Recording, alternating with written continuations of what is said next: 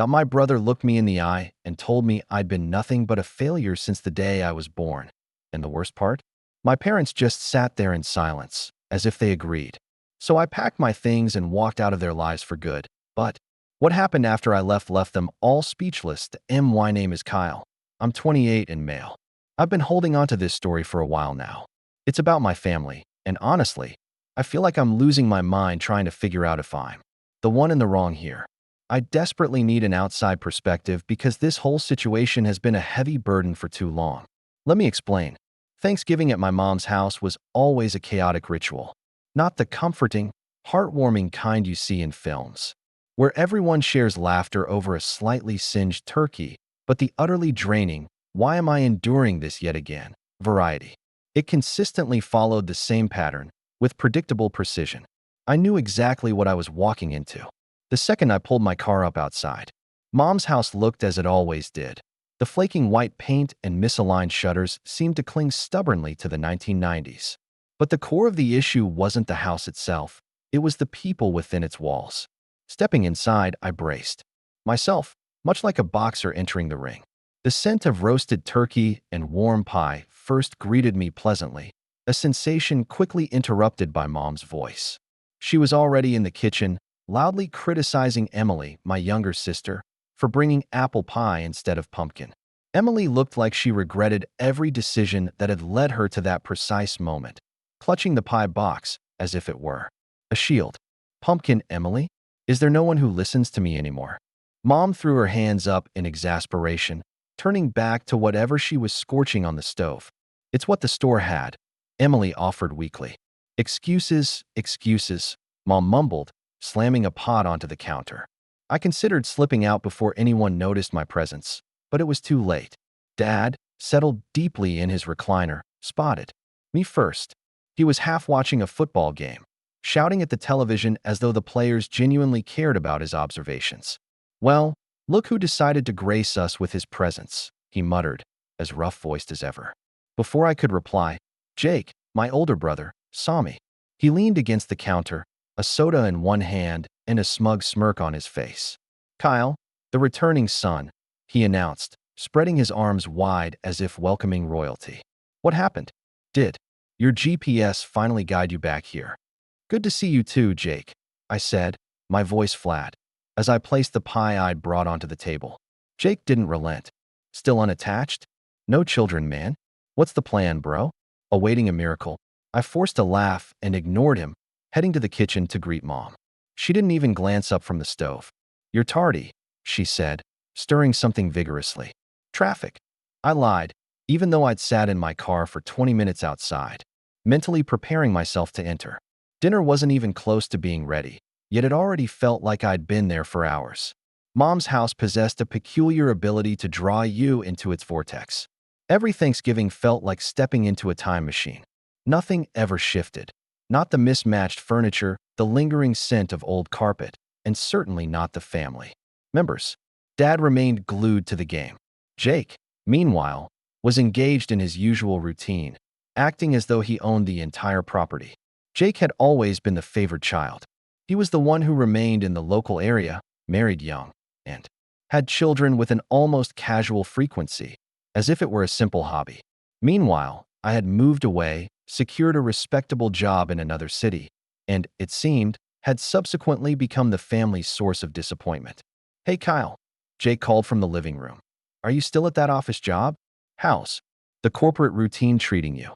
"It's fine," I said, keeping my tone neutral. "Fine," he mimicked, snorting. "Man, you used to have big ambitions. What happened to that? Thought you were going to be some hotshot." I ignored him, pretending to be interested in the bowl of chips on the counter. It was easier than engaging. Emily finally joined me in the kitchen, her shoulders slumped. "Mom's losing it," she whispered, glancing over her shoulder. "She's been losing it since we were kids," I muttered back, and Emily stifled a laugh. "What's up with Jake?" she asked. "He's in rare form tonight." "He's always in rare form," I said, rolling my eyes. You'd think being Mr. Perfect would keep him too occupied to bother me, but nope. Emily shrugged. "Well, at least you don't reside here. You don't have to contend with this constantly." She had a valid point. I only had to endure this circus a couple of times a year.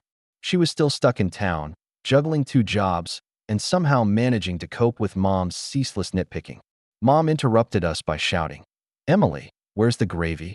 as if the world were ending. Emily sighed and went to attend to it, leaving me alone once more. I wondered how much longer I needed to remain before it became socially acceptable to depart. Jake's voice boomed from the living room again. "Kyle, are you going to hide in there all night? Come be sociable, man. It's Thanksgiving." Translation: Come out here so I can torment you in front of everyone. I took a deep breath and walked into the living room. Jake immediately patted the seat beside him on the couch as if we were the closest of friends. "Come on, sit," he said, grinning. "Tell us about your exciting life." I sat, but the smirk on his face indicated this wouldn't end well. He began, leaning back and crossing his arms. "Still no significant other, huh, Kyle?" Dad interjected, not even looking away from the game. "Leave him be, Jake." "What?" Jake chuckled. "I'm merely inquiring. We're all family here, right? No secrets." I clenched my fists, striving to remain calm. "No, Jake.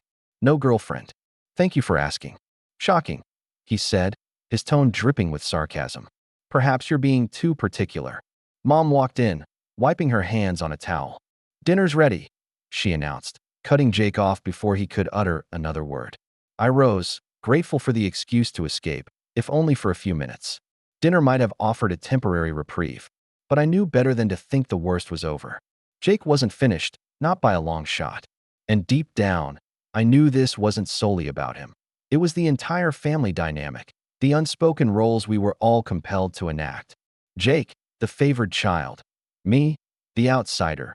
Emily, the overlooked. Middle child. Mom, the orchestrator. It was utterly draining, but this was Thanksgiving at Mom's house. Same old mess, different year. The dinner table confrontation sitting at the dinner table felt like entering a battlefield, though the weapons were forks, knives, and an unending barrage of passive aggression. The spread looked impressive, certainly, Mom's turkey centerpiece, surrounded by various appetizers. Yet, the atmosphere was as taut as the time Emily accidentally spattered sauce on Jake's wedding tuxedo. Everyone occupied their usual places, as if assigned seating.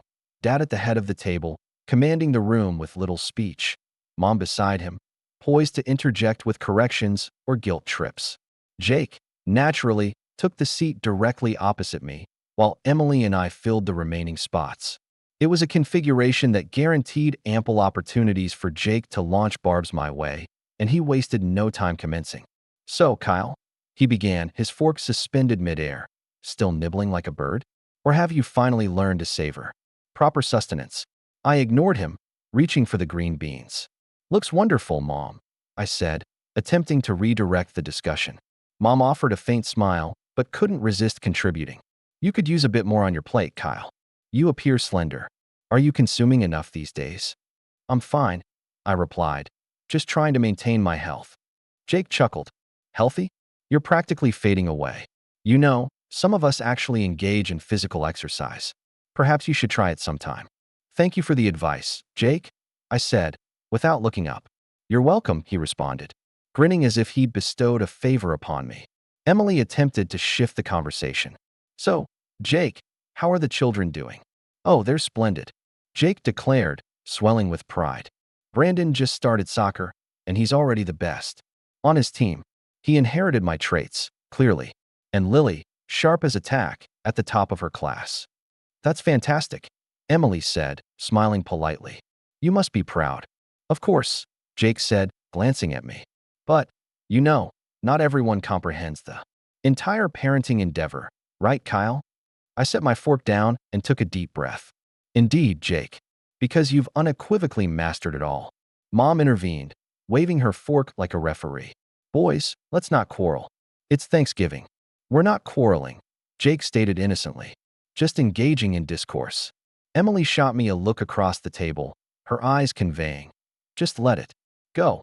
I nodded subtly, picking at my food. As dinner progressed, the subtle and not-so-subtle taunts continued. Jake recalled the time I failed a math test in high school, then the incident when I accidentally shattered Dad's favorite coffee mug. It was as if he possessed a mental archive of every error I'd ever made, ready to deploy at the most inopportune moments. "So, Kyle," Jake said, leaning back in his chair, What's it like living alone? Must be pleasant not having to answer to anyone, huh? No responsibilities, no stress, just you and your microwave meals. I clenched my jaw but forced a smile. It's great, actually. I appreciate the tranquility. Oh, I'll bet, he said, laughing. You've always been more of a solitary figure, or, just alone. Dad finally spoke, his voice gruff. Jake, enough. Allow the boy to eat. Jake raised his hands in a gesture of mock surrender. Just jesting, Dad. Relax. Mom sighed, shaking her head. Jake, you really ought to be kinder to your brother. But even her tone lacked genuine conviction. She wasn't defending me so much as attempting to maintain a semblance of harmony. Jake knew it too, and he simply grinned, taking another bite of turkey. Emily, bless her heart, once more attempted to steer the conversation. Mom, the stuffing's exceptionally good this year. Did you use a new recipe? Mom brightened slightly. I did, in fact. It's one I saw on television last week. They incorporated more sage. Oh, here we go.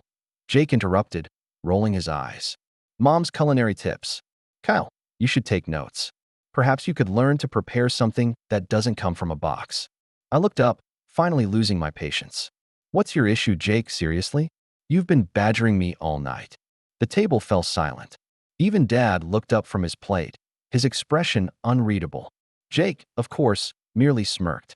Relax, man, he said, feigning innocence. I'm just enjoying myself. Don't be so sensitive. That's your perennial excuse, I retorted. It's not enjoyment. It's just you acting like a jerk. Kyle, Mom snapped, her eyes wide. Watch your language. Oh, come on, Jake said, laughing.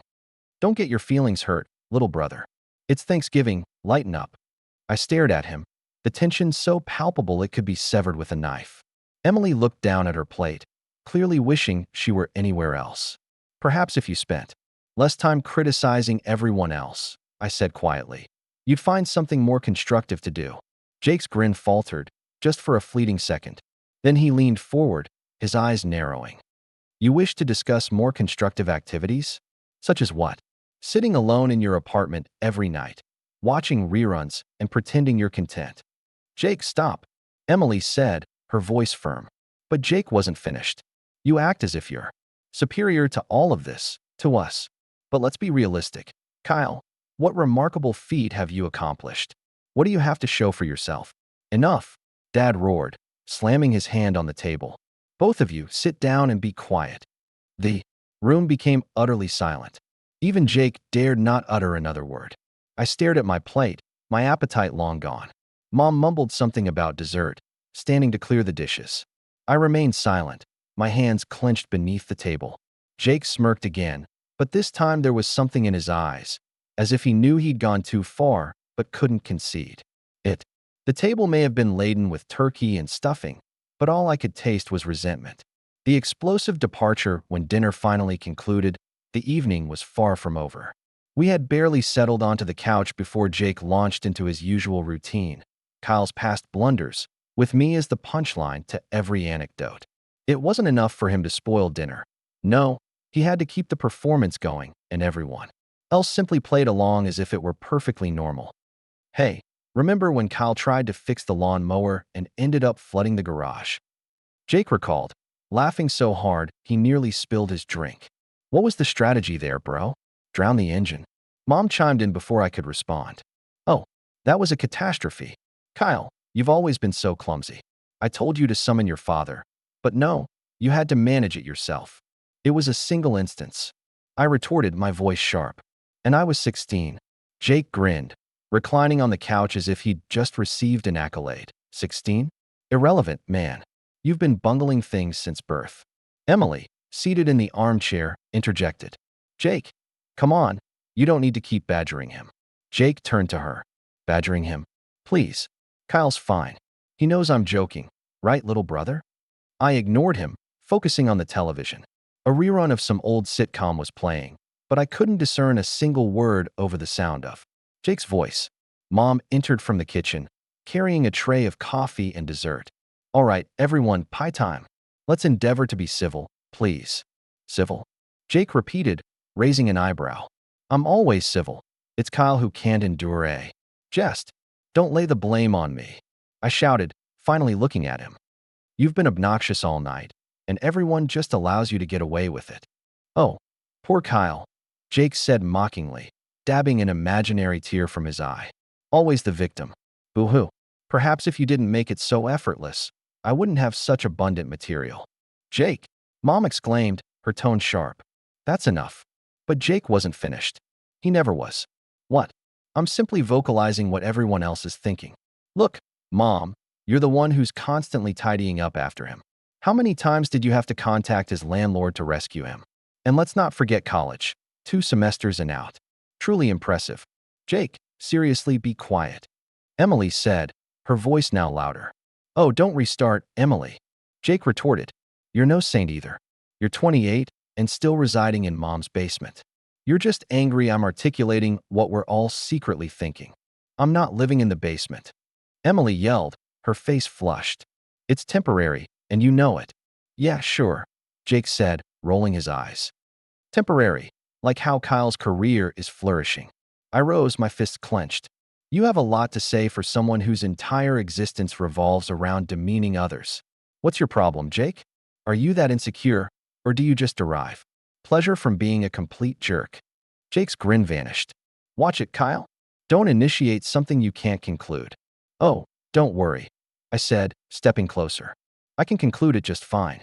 Dad, who had been silent for most of the evening, finally spoke. Both of you, sit your rear ends down. I'm tired of this nonsense. Why don't you confront him for once? I snapped, pointing at Jake. He's the one creating problems, but you all just sit there and let him. Don't involve me in your foolishness, Dad said, glaring at me. Jake laughed bitterly. See, even Dad agrees you're the issue, Kyle. You know what? I said, my voice rising. To hell with this. To hell with you. And to hell with this entire family dynamic where Jake gets to behave like royalty and the rest of us are simply expected to endure it. Mom gasped. Kyle, how dare you speak like that? How dare I? I shot back. How dare you allow this to persist year after year? You enable him, you all do, and I'm finished with it. The room fell silent. Even Emily looked as if she wished to vanish into the couch. Jake merely sat there, smirking, as though he had triumphed. But for the first time, I felt no concern. You know what, Jake? I said, my voice now steady. You're no better than anyone here. You're just boisterous. That's it. And one day, when your children mature and begin to resent you the way we resent you, perhaps you'll comprehend. But until then, go to hell. I grabbed my coat and headed for the door. Mom cried after me. Kyle, you're not leaving like this. Watch me, I said, slamming the door shut behind me. I sat in my car for a minute, my hands trembling. My phone vibrated in my pocket, likely Mom or Emily attempting to persuade me to return. I didn't even check. For the first time, I felt as though I had finally articulated what needed to be said. Jake could reign on his petty throne all he desired. I would no longer be his punching bag. But as I sat there, something felt amiss. Something else continued to gnaw at me, a blend of anger, guilt, and an emotion I couldn't quite identify. The unforeseen confrontation just before I started the car, the house door burst open, and Jake stormed out, his face contorted in anger. He didn't even bother with a coat, simply marched across the driveway toward my car. I rolled down the window. Halfway, more from instinct than anything else. What the hell is your problem? He yelled, his breath visible in the freezing air. My problem? I shot back. You're the one who's been pushing buttons all night. Oh, don't restart that nonsense, he said, slamming his hand on the roof of my car. You think you can just depart like that, throw your little fit, and leave the rest of us to clean up the aftermath? Aftermath, I said, laughing bitterly. The only mess here is you, Jake. You've been a self-absorbed jerk your entire life, and everyone just lets you get away with it. Jake's eyes narrowed, and for a second, I thought he might actually strike me. You're a real piece of work, you know that? Acting as if you're so superior to the rest of us. Well, guess what, Kyle? You're a laughingstock. Always have been, always will be. Better a laughingstock than a bully. I snapped, opening the car door and stepping out. My pulse was thrumming in my ears, but I was not about to retreat. We stood there in the driveway, the tension between us so thick. Jake loomed over me, his fists clenched at his sides. I wasn't sure if he was going to swing or just continue his verbal assault, But either way, I wasn't backing down. Return inside, Jake, I said, my voice low and steady. Go back to your perfect little life and leave me the hell alone. Or what? He said, stepping closer. You're going to strike me? Go ahead, Kyle. Show everyone what a tough guy you are. I didn't move. My hands were at my sides, trembling with anger, but I kept them there. I was not going to give him the satisfaction. Pathetic, Jake spat, shaking his head. You can't even assert yourself. No wonder nobody respects you. That was it. I didn't even contemplate. My hand shot out, shoving him forcefully in the chest. He stumbled backward a step, his eyes widening in surprise. What the hell, man? He said, regaining his balance. You don't get to speak to me like that anymore, I said, my voice shaking. I'm done, Jake. Done with your nonsense. Done with this family. Done with all of it. Jake's face contorted into a snarl. You think walking away makes you superior? To me? You're just a coward. Always have been, always will be. I'd rather be a coward than a bully, I retorted. At least I don't need to tear others down to feel good about myself. The sound of the door opening interrupted us. Emily stepped outside, her face pale. Guys, stop it, she said. Just stop. This is madness. Stay out of this, Emily. Jake snapped, not even looking at her. No, I won't stay out of it, she said, stepping between us. You're acting like a maniac, Jake, and Kyle, you're not helping. Both of you need to mature. I took a step back. I'm not the one who started this. And I'm not the one fleeing, Jake retorted. Emily looked at me, her eyes pleading. Kyle, please, just come back inside. Let's resolve this. I shook my head. There's nothing to resolve, Emily. Jake made it abundantly clear how he feels about me, and honestly, I no longer care. She looked, as if she wanted to say something else, but Jake interrupted her. Good. Leave. No one's stopping you. Emily, she yelled, startling both of us. For once in your life, Jake, be quiet. The three of us stood there in the freezing driveway, the weight of years of resentment and unspoken anger hanging between us. I glanced back at the house, half expecting Mom or Dad to emerge, but the door remained closed. They were not going to intervene. They never did. Jake finally broke the silence. You depart now, Kyle, and don't bother returning. You're no longer part of this family. Good, I said, turning toward my car. Because I don't wish to be. I entered and slammed the door. I didn't look back as I drove away, but as the house vanished in my rearview mirror, a knot formed in my stomach. This was not over. Not by a long shot. Something was coming. I could sense it. The silent house and a startling discovery, the drive home, felt like a blur. My mind was racing, replaying every word Jake uttered, every smug look, every insult. I should have felt liberated, finally severing ties with the toxicity. But instead, something continued to gnaw at me, a blend of anger, guilt, and an emotion I couldn't quite articulate. Halfway back to my apartment, my phone buzzed again. I pulled over onto the shoulder and retrieved it. A text from Emily illuminated the screen.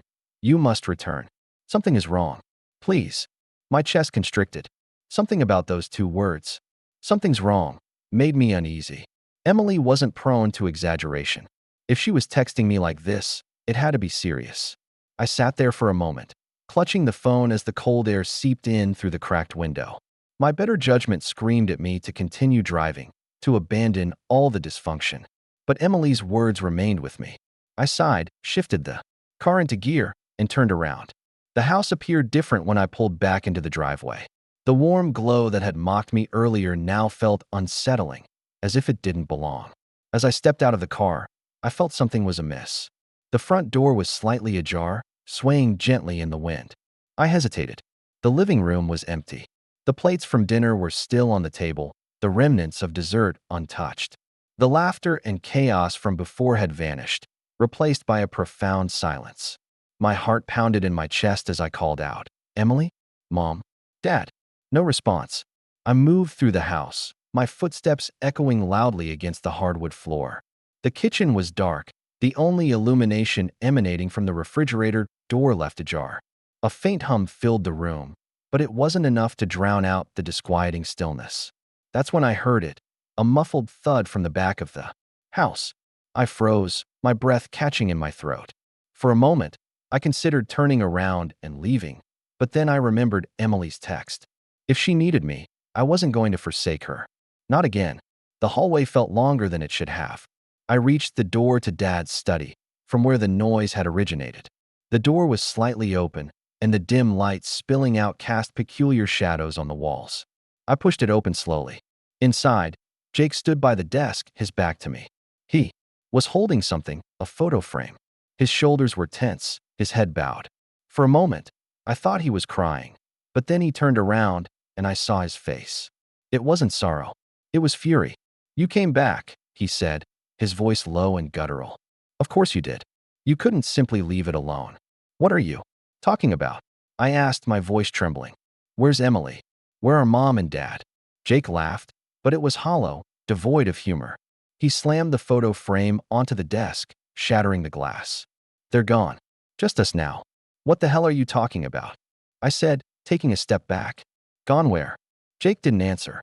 Instead, he stepped closer, his fists clenched. You always believed you were better than me, didn't you? Mr. Perfect. Always the victim. Poor little Kyle. I never believed that, I said, my voice trembling. Jake, where are they? You're the reason this family is broken, he snarled, his voice rising. You, with your self-righteous attitude. Your constant evasion. You're the one who doesn't belong. Jake was out of control. This wasn't the brother I grew up with. The one who enjoyed teasing but never crossed the line into outright madness. Something had fractured within him, and I didn't know how to mend it. The reckoning suddenly. A sound from upstairs shattered the tension. Jake's head snapped around, his expression shifting from rage to something darker. Without thinking, I dashed for the stairs, pushing past him as he shouted after me. Don't you dare ascend there, Kyle. I disregarded him. My legs carried me, up 2 steps at a time, my heart thumping in my ears. I could discern light emanating from beneath one of the bedroom doors. I sprinted toward it, throwing the door open. Inside, Emily sat on the floor, her back against the bed. She looked up at me, her face pale and her eyes wide with fear.